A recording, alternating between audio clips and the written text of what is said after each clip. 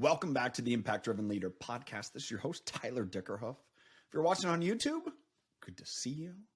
Glad you're here. It's probably good to be seen. For me, it's good to be seen. I'm glad you're listening in, tuning in, wherever you're listening to this, wherever you're taking in this information. Excited to be here with you today. Just as this podcast is releasing in the first week of December 2022, I want to let you know, just finished up the Awaken the Leader Within workshop. Great reviews, amazing opportunity to really engage with people. Letting you know I'm going to have another one of those workshops, free workshops, January 9th and 10th. You can go to theimpactdrivenleader.com to learn more about that. I would love for you to join. I'd love for you to take part in that 2-day workshop. It's something that I'm going to try to do quarterly, if not more often, to add value to people, to let you know a little bit more about the Impact Driven Leader community and learn, grow.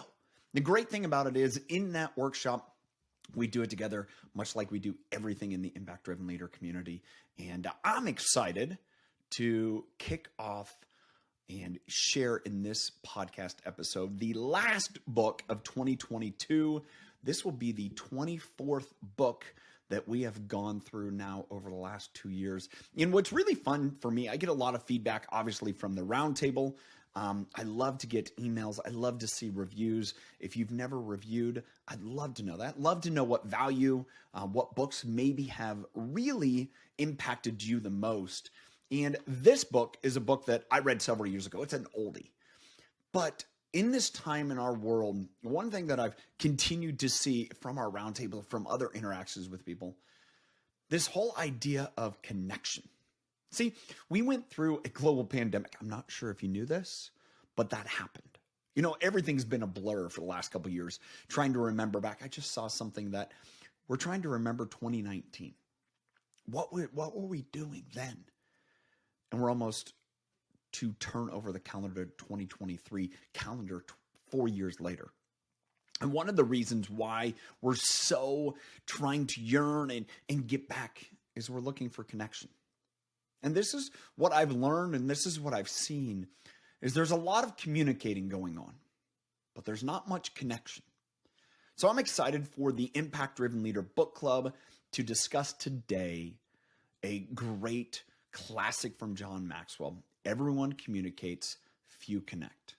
I'm going to dig into really the nuggets, we'll call it the high points, the learning elements of this book in this podcast. But I'd love for you to read the book with our book club, or if you're interested to learn more about the roundtable, you can submit an email, hello@theimpactdrivenleader.com, and we'll make sure we'll get you set up, included into learning about the roundtable. It's probably the most fun that I have every single week, where I learn the most to be a part of that community. So let's kick it off right now. In the book written by John Maxwell, he talks about communicating, connecting, and really this falling short of, like, we put out information, but we don't take time to connect.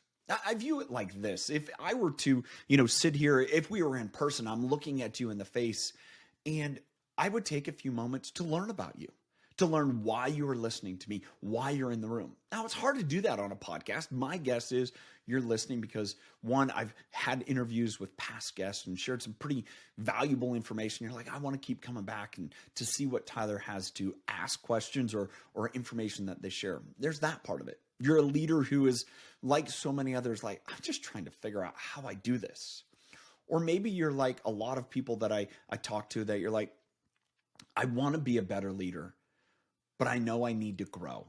And I'm not sure really what growth looks like, but I'm willing to be a part of a community, to grow with people, and in that, figure out where I need to grow the most. But really, that is the community of the Impact Driven Leader. But one of the biggest areas that people fall short when discussing that, as I just laid that out, gave you reasons to connect, is spending time. Instead, people will show up at an event, speakers, maybe an executive boardroom, and they have an agenda, and they want to get through that agenda. They want to make sure they hit all those points in the agenda, because they don't hit all those points in the agenda, their job's not done. And as I encourage someone who's in our roundtable, who sits at the executive table, I said to him, what's the most important thing? The most important thing that you could do in your time, in your meeting, is to hear people, connect with them, to understand what's really important with them. So if you walk out of a meeting and you didn't hit your 10 agenda points, but you made sure that you connected on the one thing that was most important, people are going to walk out of that executive meeting and they think that was the best meeting ever because I was heard. People actually felt like I mattered. In our world today, post-pandemic, it's where we're struggling.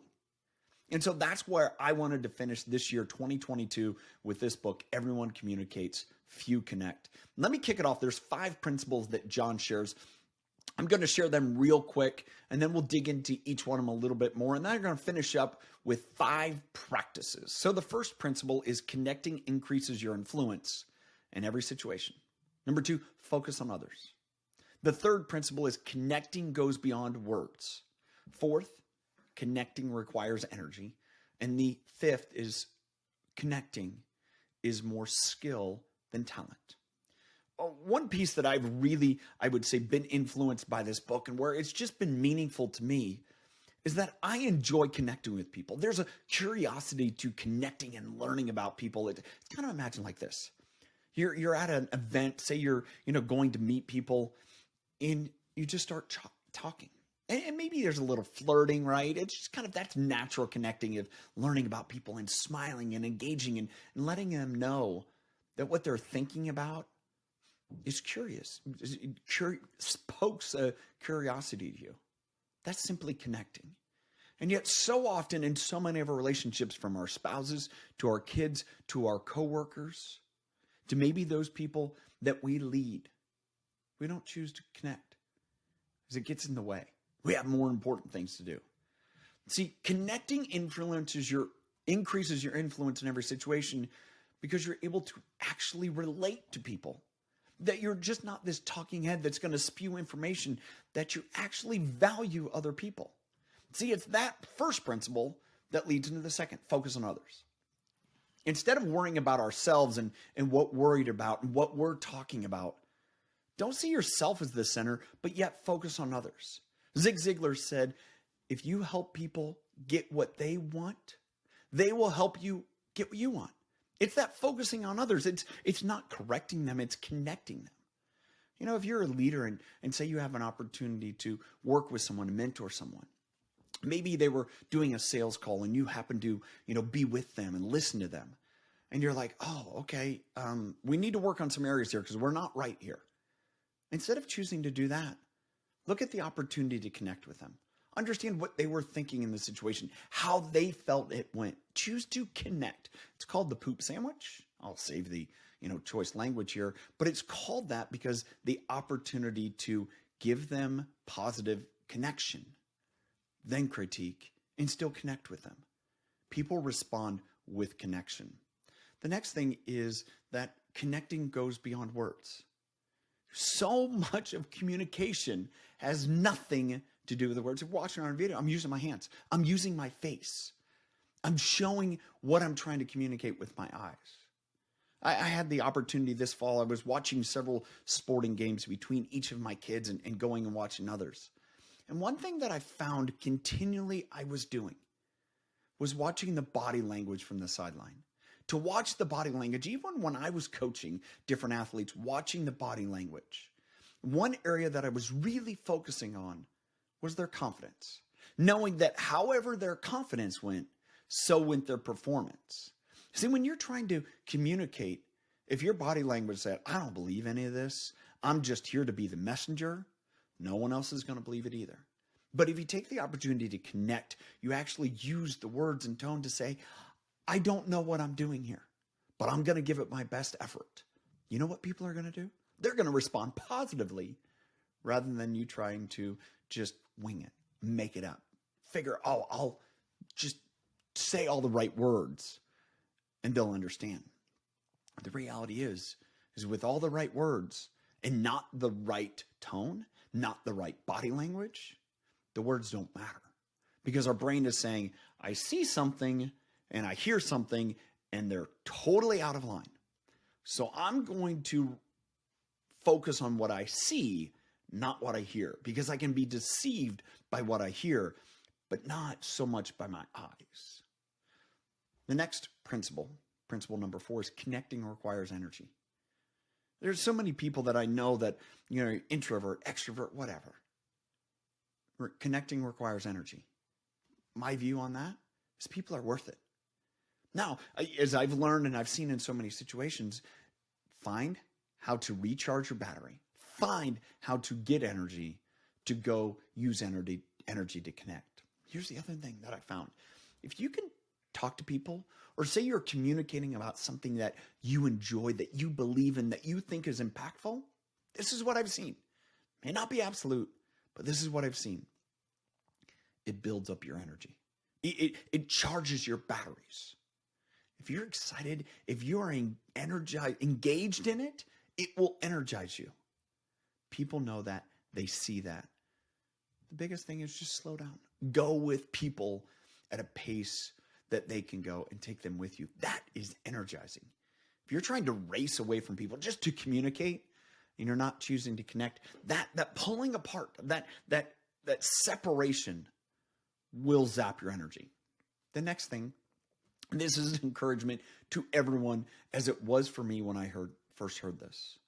Connecting is a skill. It's a skill more than it is talent. A talent is something you inherently have that you can't really develop or make better. But a skill is something that you can work at and you can make better. A few ways to do that is have some passion. Ask questions. Be curious. Share your own stories, your experiences. Connect with people through those. That's been age old as long as people have been around. The next one is be confident. I spoke about this earlier, talking about body language. People pick up on confidence from so many other places other than our words. And then be excited about what you're sharing.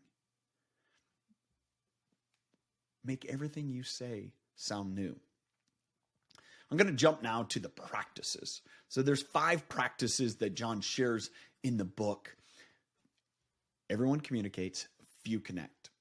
I'm going to go through them here, much like I did with the principles, kind of come back then and dissect them, share a little bit more about them. Connectors find common ground. Connectors keep it simple. Connectors create an experience everyone enjoys. Connectors inspire people.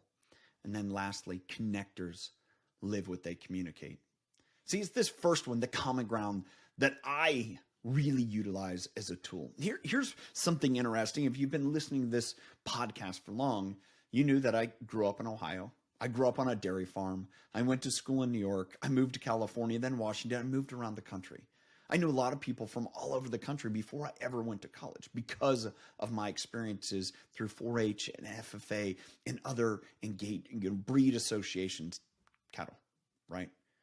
But it was from those experiences that I've been able to learn about a lot of different places in the country. And there's 2 things that I've learned. Everywhere is different. Everywhere is the same. Everywhere is different. Everywhere is the same. Meaning, every region of our world has differences, different customs, different, temperaments, different cultures, different everything. But yet, the one thing that I know, and for me, it was from the background on cows. Everyone has cows, and cows are all the same. It doesn't matter what part of the world we're in, a cow is the same. This is what I know too.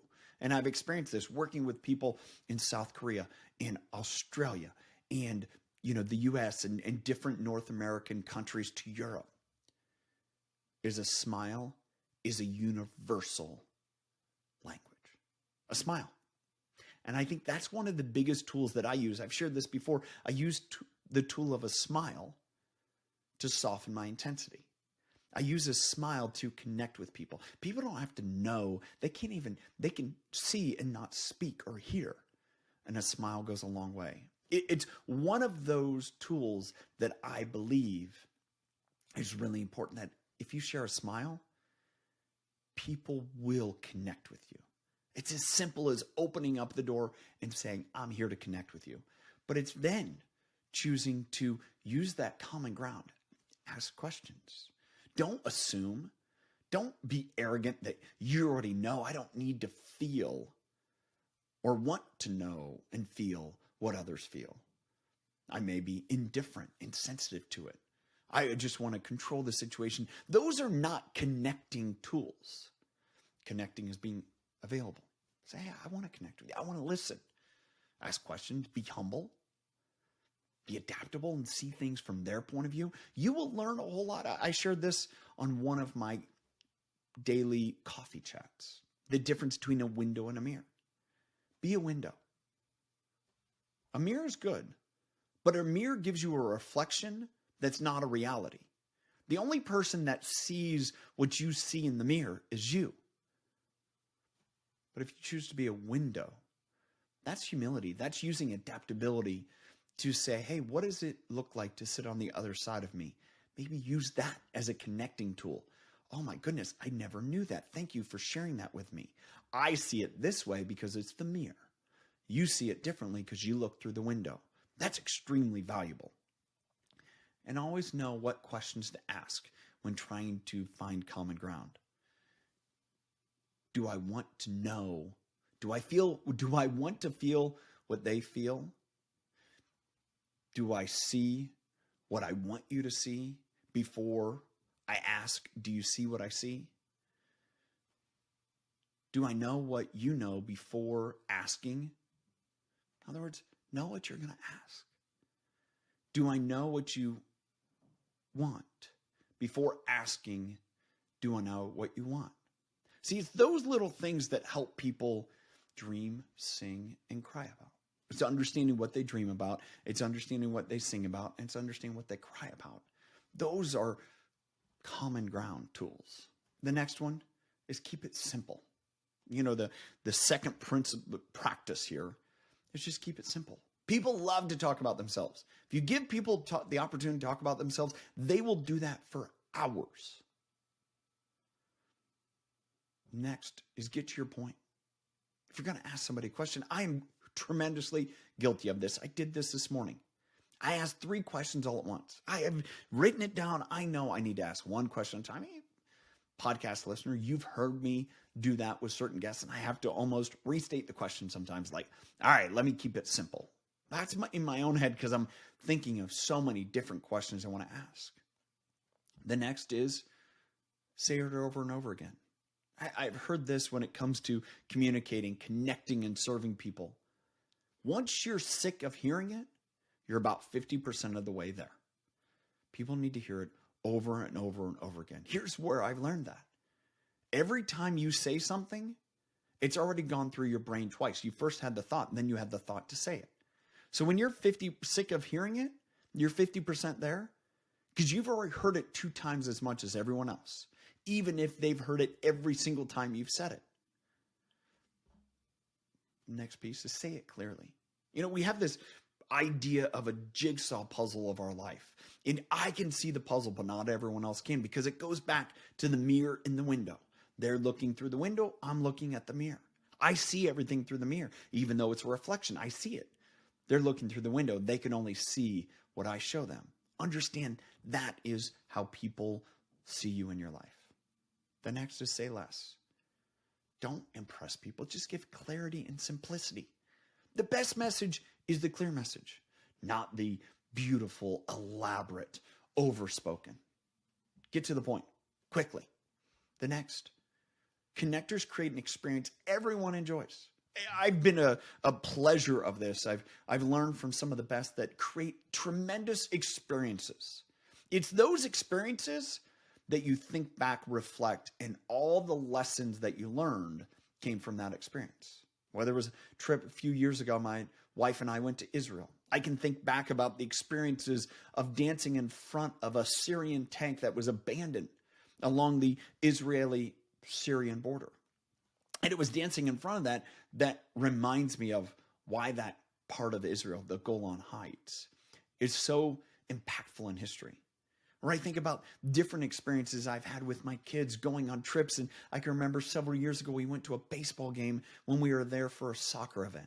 And it was all 3 kids and I. And we went to this game and we had a fun, great time because it was an experience that just we had. I don't remember how my son's soccer team did, but I exactly remember what the baseball game was like, because we had a different, cool experience. It's those experiences that everyone walks away with, and that's what they learn from. It's the responsibility that you're taking for people listening to you to create an experience out of it. It's communicating in a way that they can communicate. My kids wanted to go to a baseball game. It was something different and fun. It was outside of the norm. We did that. We had their attention from the start because they were excited to be doing something new and different. One of the other pieces here when we talk about experiences is it's telling these stories. See, it's being visual with your own facial expressions and movement, like I've tried to do here if you're watching on video. But it's also sharing through the stories and sharing the eyes wide open moment so people get to experience that. Be a master storyteller. I tip my hand a little bit. One area where we're going to spend a lot of time learning and growing in 2023 is storyteller. Why? Because I believe storytelling is the greatest way to communicate and connect. It doesn't matter it doesn't matter if you're a speaker, it doesn't matter if you're a parent, it doesn't matter if you're a leader, it doesn't matter who you are. Learning the skills of storytelling will help you connect, communicate, and lead better. Because connectors inspire people. That's our fourth principle here. Connectors inspire people. Why? Because people need to see. They need to feel. And then the opportunity to call people to action. See, we live in a world that people act out of either inspiration or desperation. And my guess is the people you're leading, you don't want them to act out of desperation. Now, you can quickly say, I want to inspire them. But inspiration without action doesn't do anything. Inspiration comes from what people know, what they see, and what they feel. And only then can it lead to action. But it's understanding what they know, what they see, and what they feel. And as a communicator and a connector, that's your great opportunity, is to help them through that process, to help them see what they need to see, to feel what they need to feel, and then jump into action. It's saying the right words at the right time. It's giving people an action plan. Just as much as there's an opportunity to inspire them, what do they do next? See, I believe this, that if we can understand our opportunities and places to create and innovate, then all of a sudden creation and innovation becomes a lot easier. But if we just follow a pattern, do this, do this, do this, then we're not going to see opportunity for innovation and creation. Inspiration, by helping people understand what they know, what they see, and what they feel, not only leads to inspiration, leads to innovation and creation. And those are the two greatest tools to use when your back's against a wall, when you're lacking opportunities. And so if we have a society, if we have those that we lead that are encouraged to be innovative and creative, the opportunities that come out of that are amazing. And this is the last piece. This is number 5 practice as I get close to wrapping up this session talking about the book, Everyone Communicates, Few Connect by John Maxwell.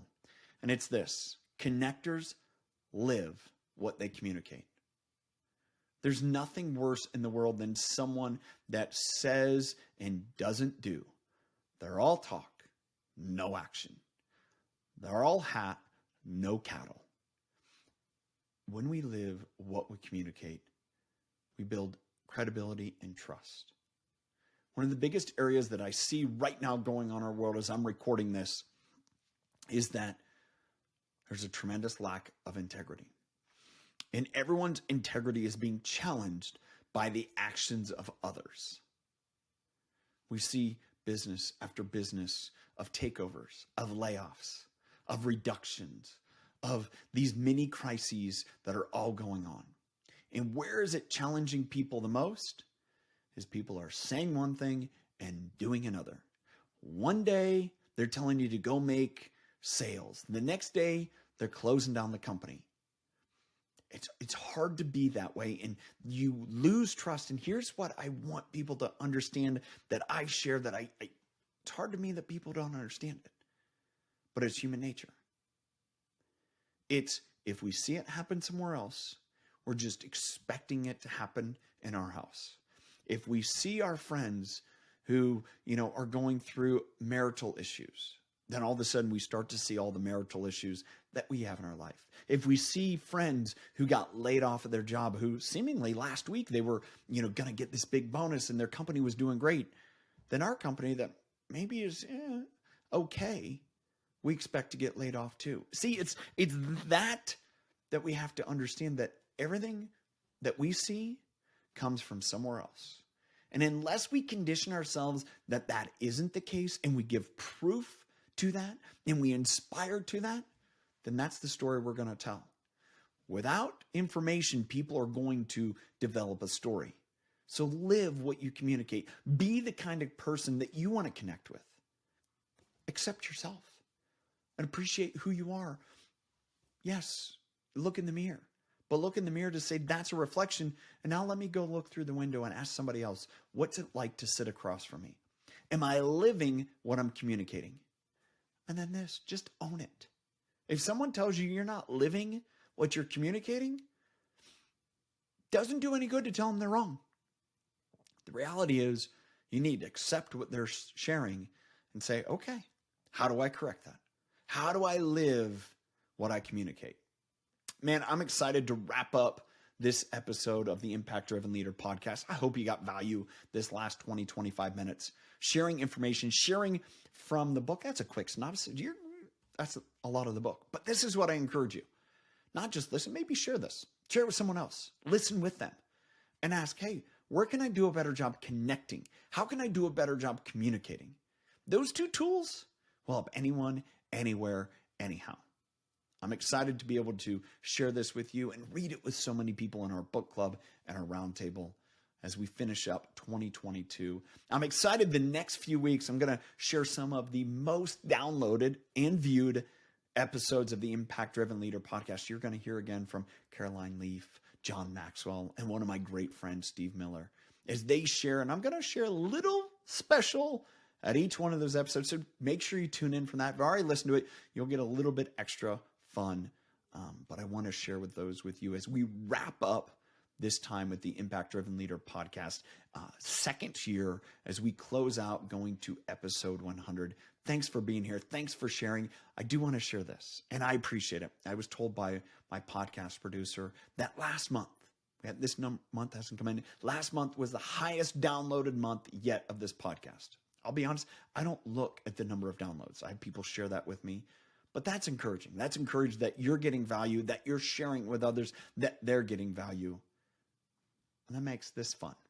So as we wrap up, as we get closer to the end of 2022, I hope you can use this information. I hope you can grab the book, Everyone Who Communicates, Few Connect, listen on Audible, grab a hard copy, and learn how can you connect with people to do a better job communicating. Till next time, have a good one, and I appreciate you.